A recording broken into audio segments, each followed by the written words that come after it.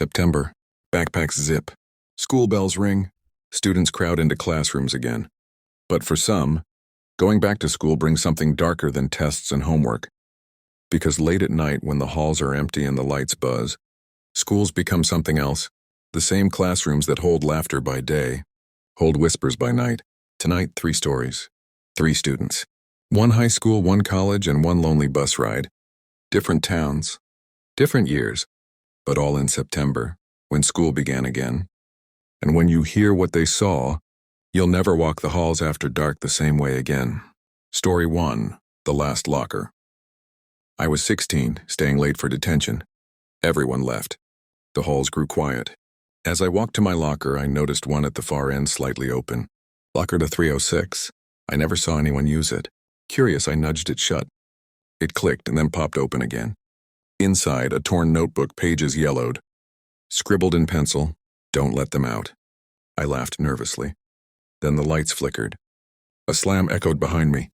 Every locker door down the hall stood wide open, clanging one after another like dominoes. I ran. The air grew heavy, metallic.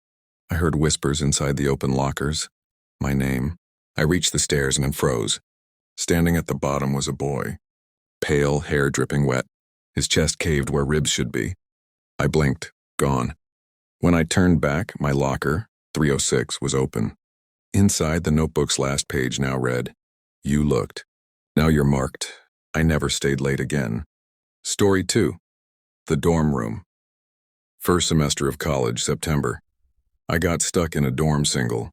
Room 214, perfect for studying, I thought. First night, I noticed scratches on the inside of the closet door. Long, deep. Too many to count. At 2 a.m. while studying, I heard the closet creak. Slowly opening. I shut it, brushed it off. Next night, I woke to scratching. From inside, my heart pounded. I whispered, "Who's there?" Silence. I shoved a chair against the door. Slept with the lights on. Third night, I filmed. Phone aimed at the closet.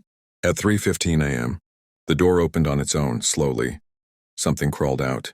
Not standing, crawling. The footage cut at 3:16. When I checked in the morning, the chair was splintered. Deep claw marks carved into the desk. Campus said no one lived in 214 the last 2 years. The last student went missing. I switched rooms. But sometimes in other dorms I hear scratching. Story 3. The night bus. September. Football game ended late. I took the activity bus home. Just me, the driver, and 1 other student in the back. At first normal. Streetlights flashing past. Then I noticed the other student never moved. Just sat head down. At the next stop, no one got off. The driver didn't notice. Mile after mile, the student stayed. Finally, I asked, "Are you okay?" They lifted their head. Skin gray, eyes hollow. Whispered, "You should have walked." I screamed. Driver turned, saw nothing. When I looked again, the seat was empty. But when I got home, mud trailed up my porch steps. Shoes too big for mine. Leading inside. 3 stories. A locker, a dorm room, a bus seat. Back to school means fresh starts. But for some, it means old things waking up again. So when you stay late at school or move into that new dorm or ride the night bus home, remember these stories. Because not every classmate, not every roommate, not every passenger belongs to this year. Some are still here, waiting. If you crave late-night chills like this, subscribe. More back-to-school horrors are coming.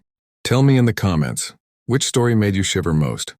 The locker, the dorm, or the bus? And hit like before the bell rings again. Otherwise, you might not be the one who answers when your name is called.